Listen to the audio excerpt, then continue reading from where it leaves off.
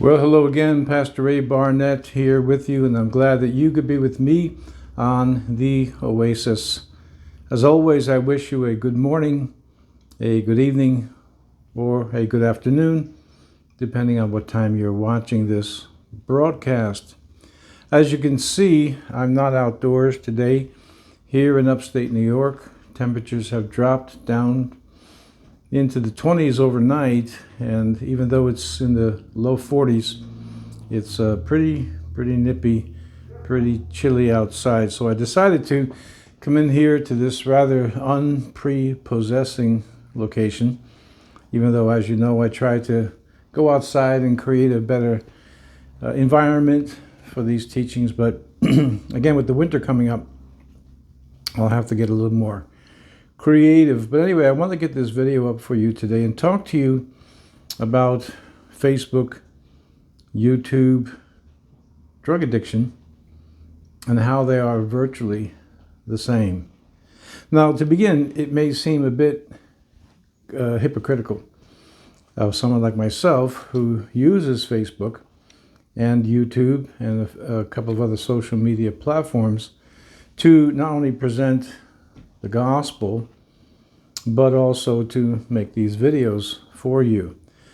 However, it would be irresponsible of me to not mention to you the dangers of social media platforms like Facebook and YouTube, and how they can become very addictive and have exceptionally detrimental effects on your mental health. Now, to begin with, I would suggest for those of you who use the social media platform regularly, whether it's Facebook or YouTube or Instagram or Twitter or any of the social media platforms, I would encourage you to do your own research.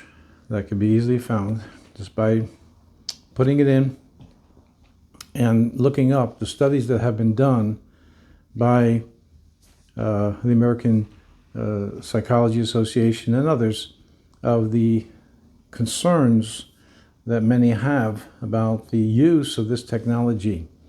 So again, though it may seem a bit hypocritical or a paradox as to why I would speak against the very platforms that I'm on, I want to make it clear that I'm not necessarily speaking against the platforms per se.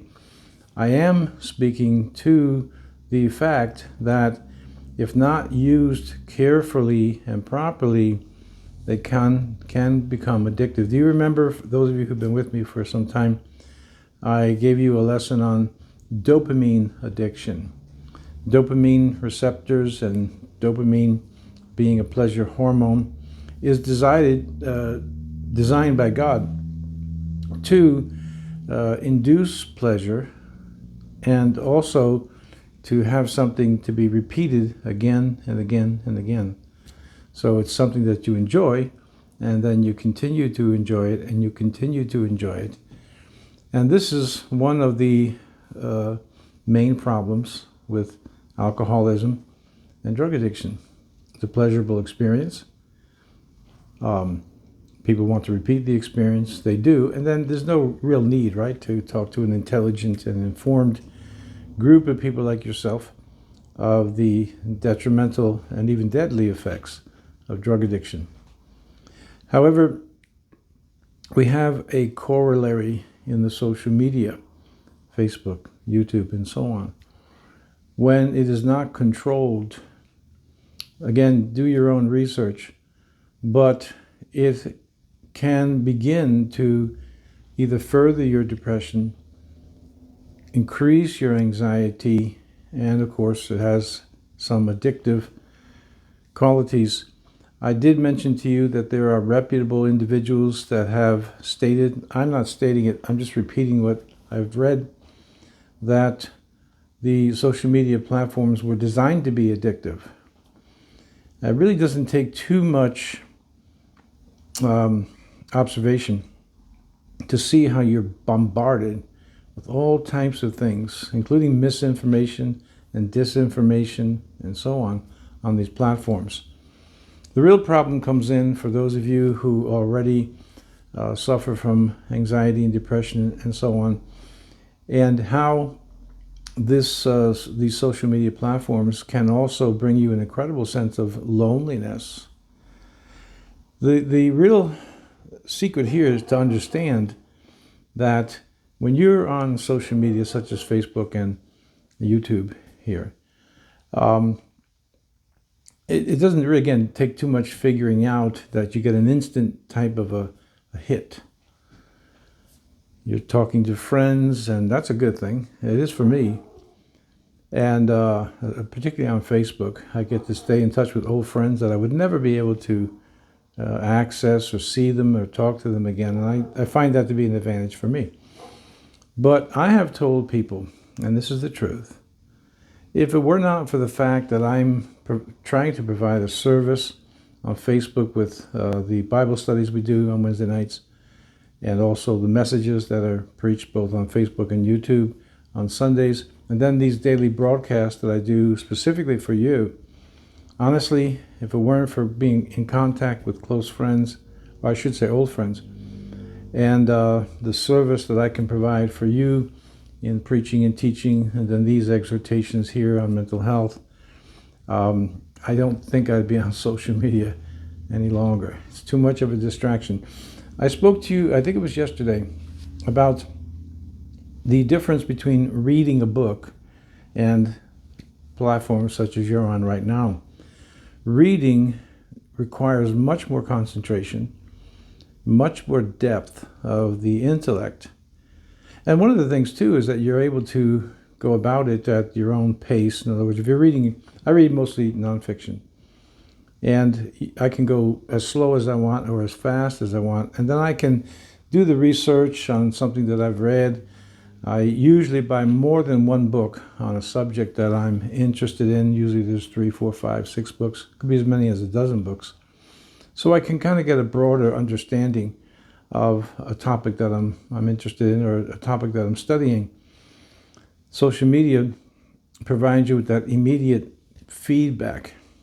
Oddly enough, and for some of this, I'm grateful. Here we have a small group, right, on the Oasis, and my Facebook is the same, a fairly small audience. My radio ministry, much different.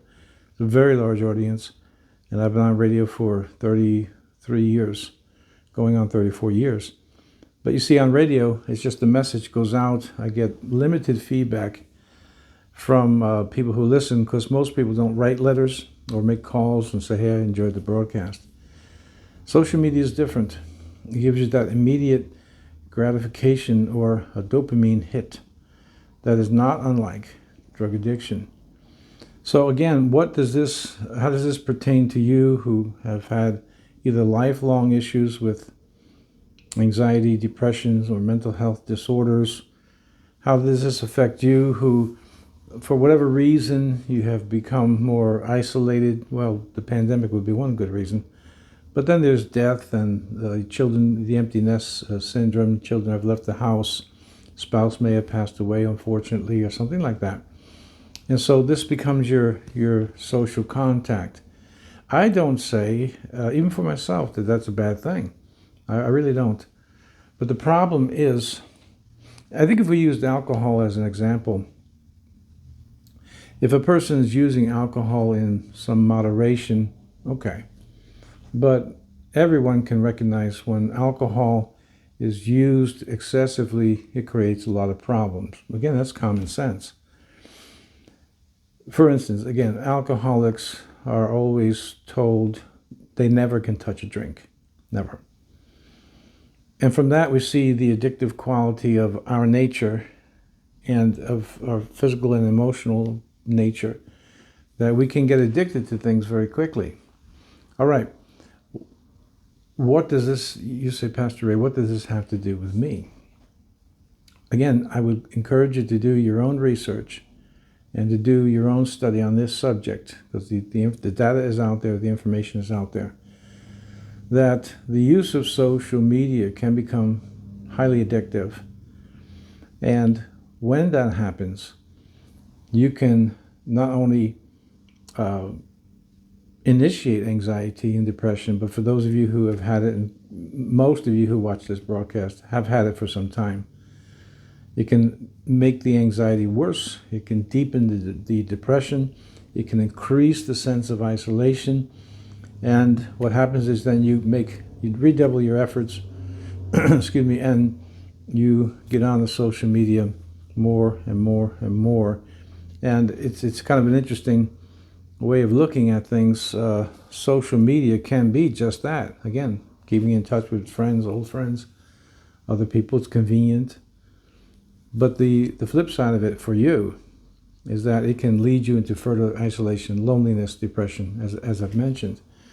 So what I suggest you do, if you don't either have the time or the interest, to look at some of these observations by experts in the field of psychology, in the field of physiology, other things.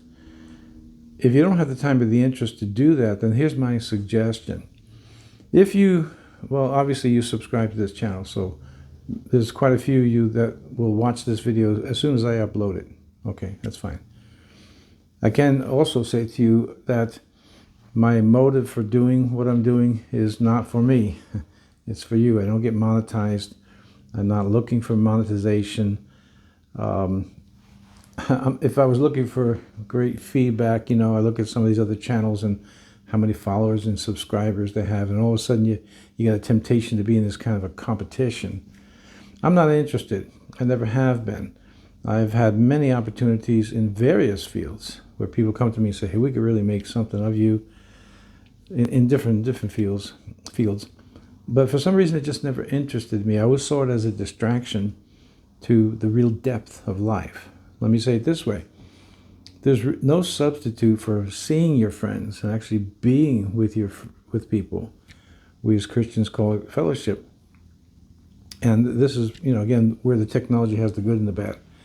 It can help us in times when we can't get out of the house for one reason or the other. On the other hand, it cannot become a substitute for your social life. We are, as human beings, we are sociable people, or we are sociable creatures.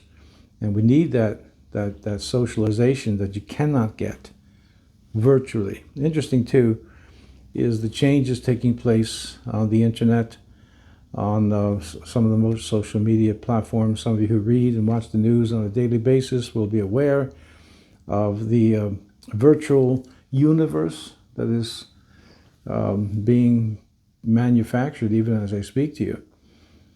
And then, again, it just goes on and on. I think I did tell you a few days ago, I guess it is now, maybe a week. I just decided to take a tour of YouTube just to see what was out there. I wasn't looking for anything in particular. And I was amazed, and I shouldn't be at this stage of life and this age. I was just amazed at the amount of nonsense. That's a very polite word. The amount of nonsense that's out there. I have told you many times when you think you're getting content, and you say, wow, that was really great. What you actually got was someone selling their personality. And so when it's mixed with the content, the personality is mixed with some content, you think you're getting content when actually you're getting the person's personality that obviously you happen to like. In preaching, we have preachers who are also very good actors. If they didn't have a career in preaching, well, I don't know if I call it a career. If they weren't in a pulpit somewhere, they could make it acting. And that's what it amounts to in some cases. So once again, we have the added problem of compounding your issues of anxiety and depression and fears and all of this, and it becomes unhealthy. Let me say it another way. If you join this broadcast here or this channel and you subscribe to it, well, you're already in a state of being unhealthy to some degree. Too much time on the social media, the studies prove, and the statistics and data show that more than likely it's going to make you more unhealthy. So here's my suggestion. You have some, like you subscribe to this channel, some of you do.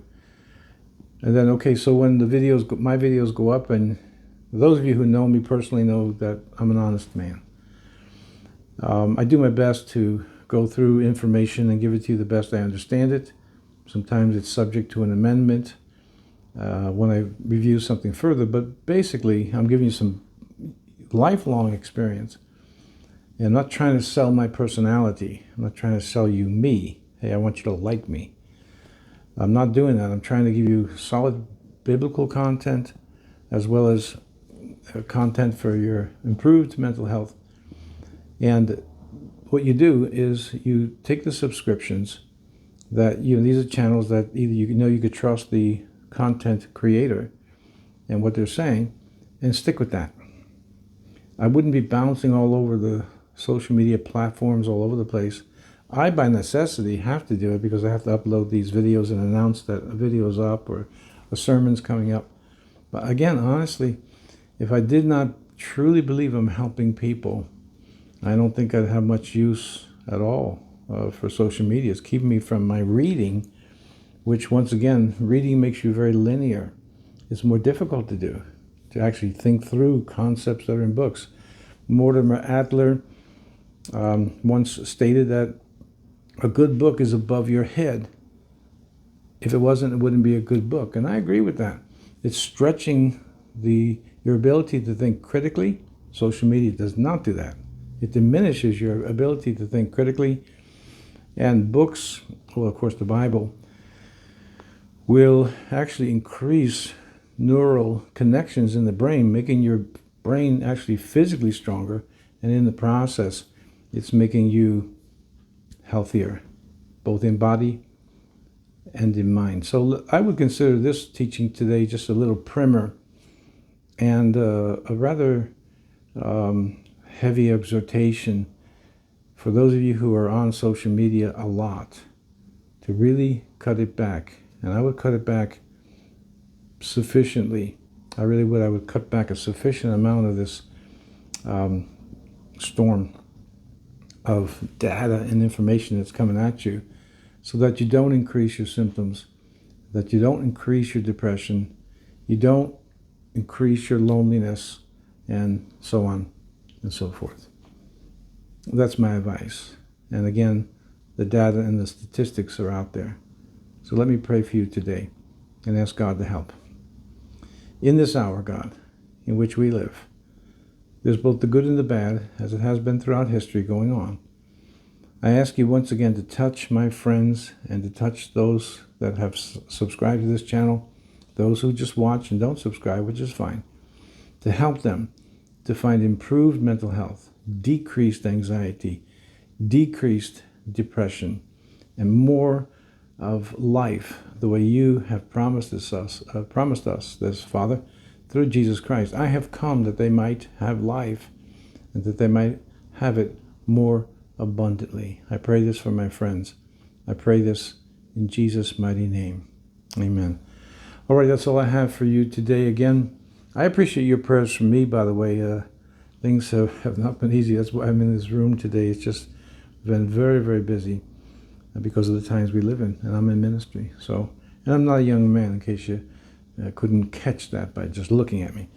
So I do appreciate your prayers and ask you to pray for me, as I do for you when you solicit prayer from me.